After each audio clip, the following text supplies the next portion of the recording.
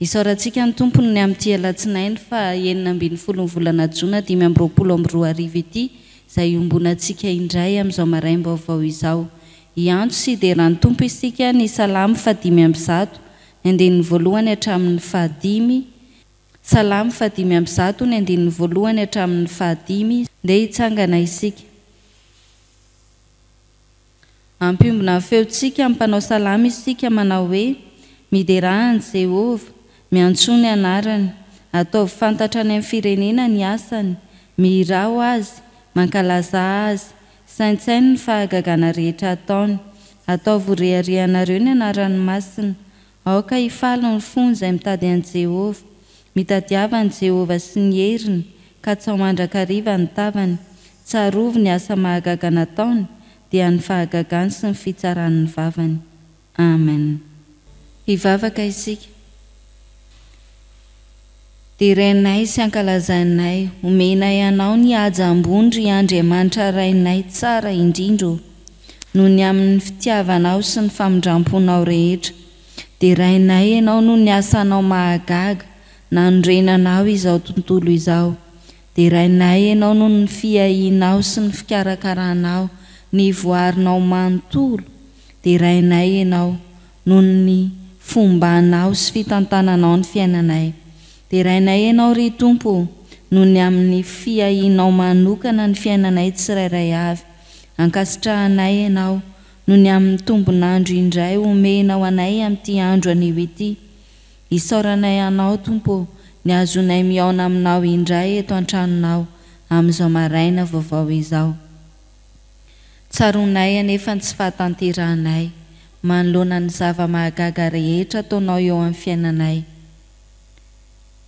Tompo, mifona aminao izahay, satria tsy mahay misaotra anao akory izahay noho ny amin'ny fitahiana rehetra omenao anay, noho ny amin'ny tombonandro, noho ny amin'ny fahasoavana rehetra. Misaotra anao izahay satria tsy mahay mankasitraka izay fanomezana avy aminao Andriamanitra.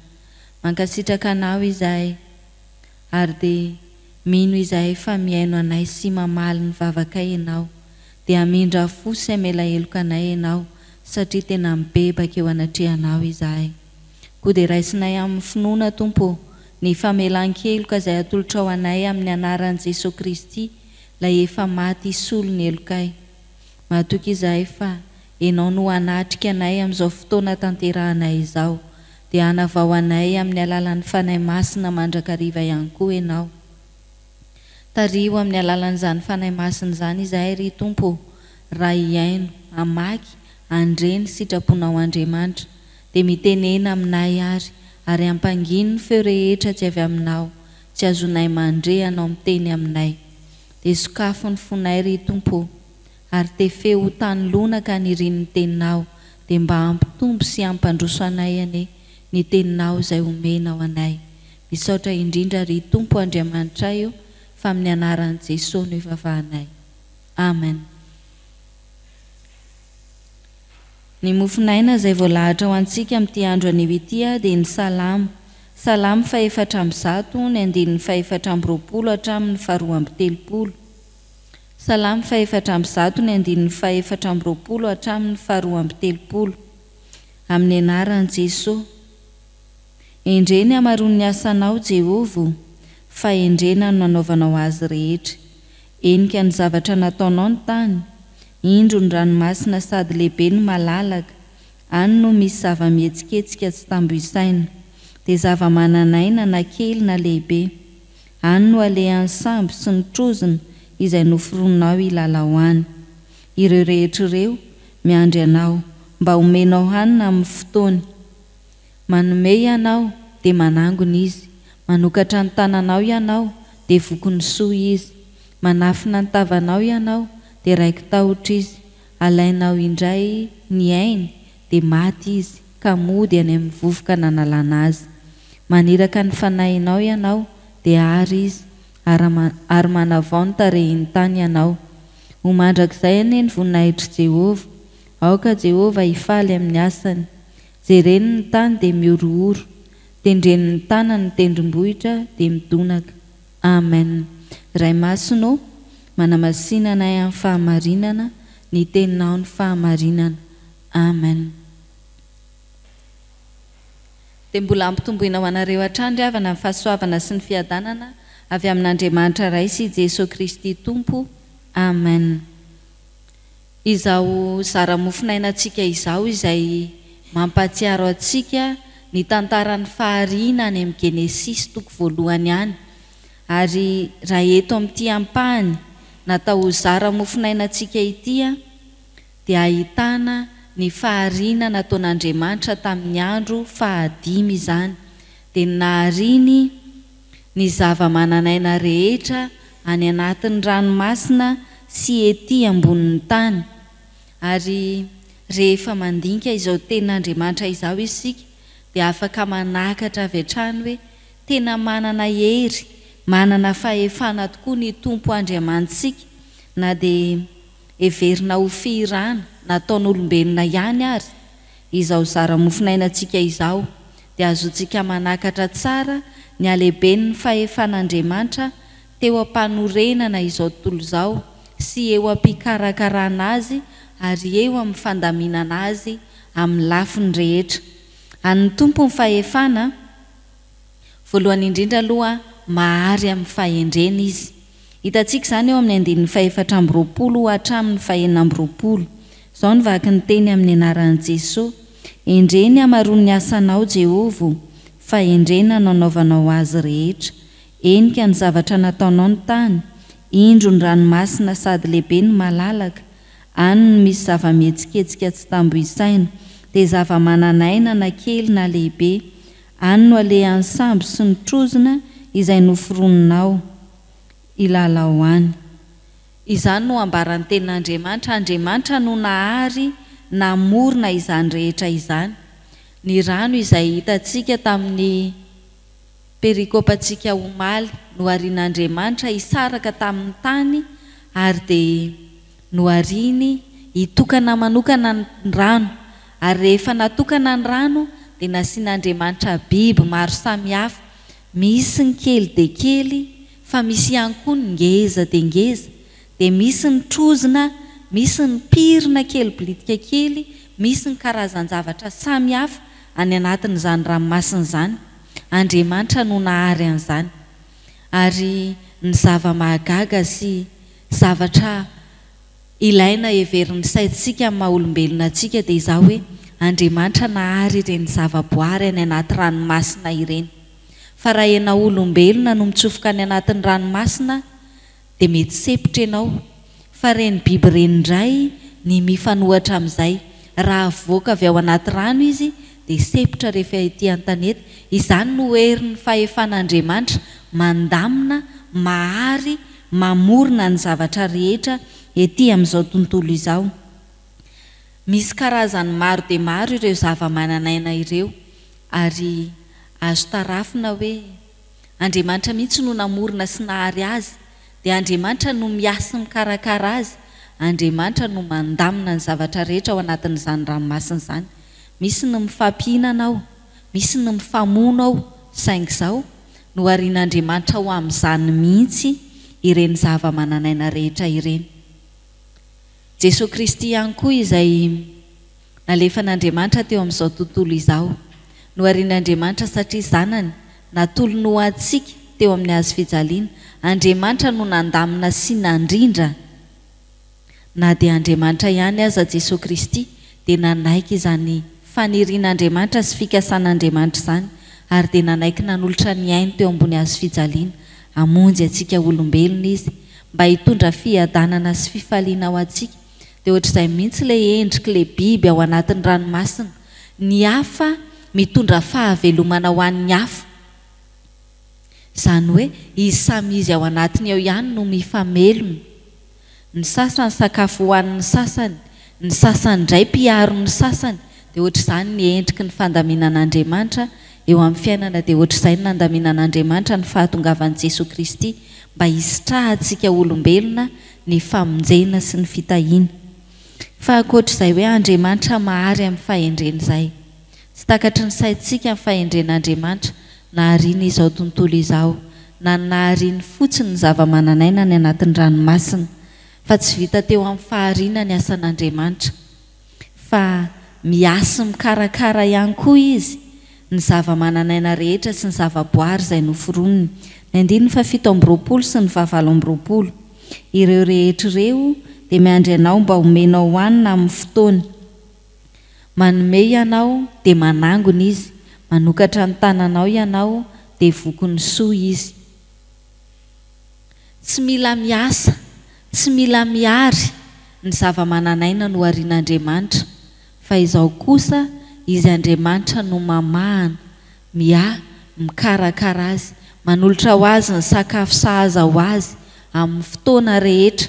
Ary rehefa mandrotsaka izany fitahiany sy fahasoavana izany Andriamanitra dia misitraka izany ny zava-mananaina rehetra, manoatra noho izany biby any anaty ranomasina izany, manoatra noho ny biby eny ambonin'ny tany, isika olombelona izay ny sahiranan'Andriamanitra, satria fantatsika tsara fa raha nahary ny zava-boary rehetra Andriamanitra dia ny teniny ihany no nahariany azy, fa rehefa nahary ny olombelona Andriamanitra dia ny sahirana manokana izy, nisy asa manokana nataon'Andriamanitra mba hahariana antsika. Isika izay ny sahiranan'Andriamanitra tena hisahiranany lavitra noho ireto zava-boary nohariany tamin'ny teniny reto isika amin'ny androm-piainantsika rehetra. Mila mahatoky isika fa miasa mikarakara antsika io Andriamanitra tompontsika io, tsy hoe nohariany fotsiny isika dia navelany eto amin'izao tontolo izao, na navelany eto ambonin'ity tany ity, fa manokatra ny tanana izy dia vokisoa isika. Andeha antenaintsika izany mba nanantsika finoana miorina tsara, izany akory tsy midika hoe aza miasa indray fa mipetra fotsiny, fa andeha isika indro sy hatoky fa niezaka rehetra ataontsika dia homban'ny fitahian'Andriamanitra mba hafeno ny fahasoavana eo amin'ny fiainantsika. Fa rehefa miasa isika raha ny herin'ny tenantsika irery dia tsy mahefa na inona na inona isika.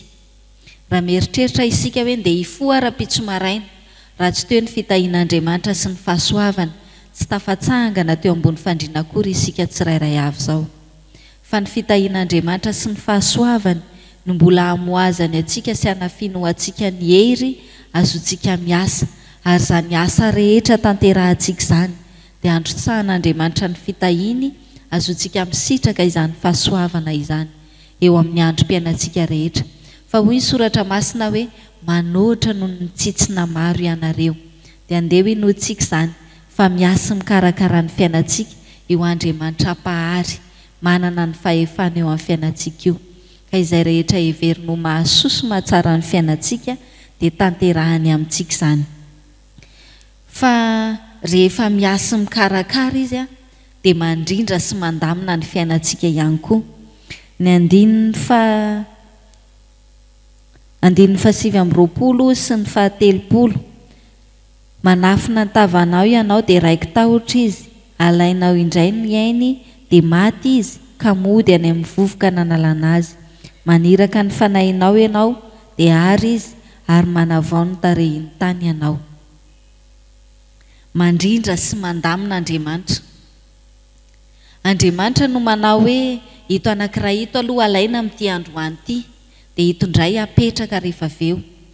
Andriamanitra no mandamina ny zavatra rehetra, na dia any anatin'ny ranomasina aza. Misy ny hoe ny requin mihinana ny trondro madinika, misy ny hoe ny trondro sasany mihinana ny trondro sasany, fa ny zavatra mahagaga sy mahatalanjona dia izao hoe tsy lany ringana mihitsy ny biby ao anatin'ny ranomasina io. Izay ilay fahendrena andrindran'Andriamanitra sy andaminan'Andriamanitra ny zava-boariny.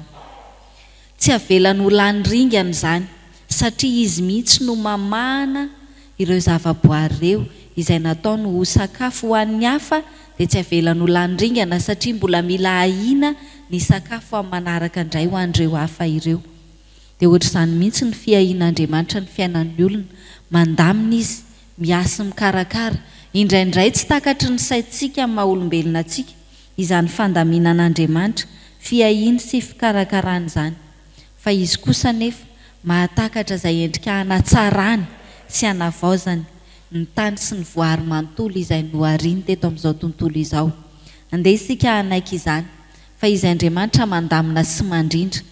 indraindray mety misy zavatsarotra lalovantsika eo amin'ny fiainantsika, indraindray mety misy zava-manahirana atrehitsika, saingy izao Andriamanitra mandamina sy mandrindra ny zavatra rehetra eo amin'ny fiainantsika. Ny hazandrano any anaty ranomasina ara moa ahiny toy izany, maika fa ianao olombelona izay tahaka ny endrik'Andriamanitra sy toy ny tarehiny no nahariany antsika, voary ny tiany indrindra isika ary navelany anjaka amin'ny voary manontolo izay nohariany teto amin'izao tontolo izao. Ny hafa aza ahiny sy karakarainy, alaminy amin'ny fotoany sy amin'ny endriny tiany andaminana azy, maika fa izao sy anao andeha anaiky ny fahefan'Andriamanitra isika ka manoloana ireny zava-mahagaga sehon'Andriamanitra eo amin'ny fiainantsika ireny, manoloana ireny fandaminan'Andriamanitra ataony amin'ny fiainantsika ireny, manoloana ny fiahiany rehetra, andeha hatsiaro hisaotra an'Andriamanitra isika arak'ilay ambarana eo amin'ny 1:30 sy ny 2:30. Ho mandrakizay aneny voninahitra Jehova, aoka Jehova hifaly amin'ny asany, izay reniny tany dia miorohoro, tendreniny tanany tendrombohitra dia mitonaka. Izany hoe na ny voary manontolo aza mahasamisaotra an'Andriamanitra, midera azy noho ny heriny sy ny voninahiny, noho ny fahatsarany, maika moa fa izao sy anao manoatra lavitra noho ireny isika, andeha hisaotra sy hideran'ny Tompo. Tsy ataontsika fahazarana fotsiny ny mahita ny voary eo anoloantsika na ny fitantanan'Andriamanitra ny fiainantsika, fa andeha hankasitrahantsika an'Andriamanitra ireny rehetra ireny, fa izy no mandamina sy mikarakara ny fiainantsika manontolo, izy no nahary antsika amin'ny fahendreny lalina, tsy takatry ny saintsika amin'ny maha-olombelona antsika. Andeha aneo ny vonahitr'Andriamanitra amin'ny fiainantsika rehetra isika, ka isika mihitsy no filazantsara mandehandeha vakian'ny olona. Tsy mila mijery izany, tsy mila toriana amin'ny olona akory ny filazantsara, fa ny fiainanao dia hatarafan'ny olona izany fahatsaran'Andriamanitra, ny heriny sy ny voninahiny izany. Dia aseho eo amin'ny fiainanao fa manana fahefanany Tompo Andriamanitra ao. Mahary amin'ny fahendreny izy, miasa mikarakara ny fiainantsika izy, mandrindra sy mandamina ny zavatra rehetra izy, mendrika ho deraina sy omem-boninahitra izy Andriamanitra. Dia ho azy irery ny voninahitra sy ny dera, fa ho amintsika kosa izany teniny izany, anekentsika ny hery sy ny fahefan'ny Tompo Andriamantsika. Amen. Hivavaka isika. Tompo, misaotra anao izay noho ny amin'ny teninao omenao anay. Misaotra anao izay satria anananao tokoa ny hery sy ny fahefana, ary dia izany herinao sy fahefanao izany no aharianao ny zavatra rehetra amin'ny fahendrenao Andriamanitra. Hiahinao sy karakaranao ny voary manontolo izay noharianao Andriamanitra, ary andaminanao sy andrindranao izay rehetra miseho eo anatin'izany tontolo noharianao Andriamanitra izany. Misaotra indrindra Tompo, satria mahatoky izahay fa isan'izany voary noharianao tamin'ny fahendrenao izany, ka dia miasa mikarakara anay ianao, mandrindra sy mandamina ny fiainanay ianao. Misaotra Tompo, satria tsy avelanao ho lany ringana izahay, fa halaminao ny fiainanay, na dia ao anatin'ny firenena maloto tena mila haringana tokoa azy izahay, dia isan'izay novelominao mba haneho izany fahatsaranao izany. Aneo fa mendrika ho deraina ianao ilay Andriamanitra pahary, manana ny hery sy ny fahefana. Indreto izahay ry Tompo Andriamanitra io, vonina aneo izany fahatsaranao izany, vonina hidera sy hankalaza ny anaranao, vonina hijoro vavolombelonao amin'izay rehetra tanterahanay. Tehirizo izahay Jesosy, fa tsy faliny amin'ny fanoloran-tenanay tokoa Satana, ka mikasahan-davo sy hamotraka anay mandrakariva. Ianao no hiaro anay mandrakariva amin'izany fakapanahy maro samihafa avelatry Satana mba handavona anay, hitondra fahafatesana ao anay izany. Mahatoky izahay fa hiaraka aminay ianao amin'ity tontolo andro ity, hanomeo anay ny fiadanana sy ny fifaliana, indrindra hanome anay ny fanainao masina mba hitarika anay, azonay mandeha araka ny sitraponao. Ankinao ampelantananao Tompo izao tontolo andro izao, ny asa rehetra ho tanterahanay, ny adidy sy andraikitra rehetra velatra ho tanterahanay ao anatin'ny tontolo andro, dia hiara-dalana aminay ianao, androtsaka ny fitahinao ho anay ianao, satria raha manafina ny tavanao ianao dia raiky tahotra izahay. Dia ianao no hiara-dalana aminay mandrakariva ao anatin'izao tontolo andro izao. Jereo ny ankohonanay tsirairay avy reto Tompo, omban'ny fitahinao sy ny fiarovanao mandrakariva. Dia apetraka eo am-pelatananao ny fiangonanao, ahajoro mandrakariva ho vavolombelonao. Ankinay aminao Tompo ny asan'ny fiangonana rehetra, ny fiomanana rehetra ho amin'ny synoda lehibe, indrindra ny firenenay. Ianao no hijery anay amin'ny masom-pitiavanao, ka andamina sy andrindra araka ny sitraponao. Misaotra indrindra ry Tompo Andriamanitra io, no ny amin'ny valim-bavaka efa homaninao ho anay sahady. Ankasitrahanay ianao no ny amin'ny fandaminanao rehetra. Ary mahatoky izahay fa izay rehetra heverinao ho mahasoa sy mahatsara ny fiainanay, dia ianao no hanolotra izany ho anay, araka ny haben'indra fonao sy ny fitiavanao. Fa amin'ny anaran'i Jesosy Kristy no angatanay ny vavakay sy ombonanay amin'ilay vavaka nampianariny anay manao hoe: Rainay izay ny an-danitra, ho masinany ny anaranao, ho tonga ny fanjakanao, atao any sitraponao ety an-tany tahaka ny any an-danitra. Meo anay anio izay hanana saza ao anay, ary mamela ny elokay tahaka namelanay izay meloka taminay. Aza mitondra anay amin'ny fakapanahy, fa manafahanay amin'ny ratsy. Anao ny fanjakana sy ny hery, ary ny voninahitra mandrakizay. Amen. Raha isan'ny finoana sy fanantenana ny tsodrano izay atolotra anareo amin'ny anaran'i Jesosy. Hitay anareo anie Jehovah ka hiaro anareo, ampamirapiratra ny tavany aminareo anie Jehovah ka mindra fo aminareo, anandratra ny tavany aminareo anie Jehovah ka hanome ho anareo ny fiadanany. Amen.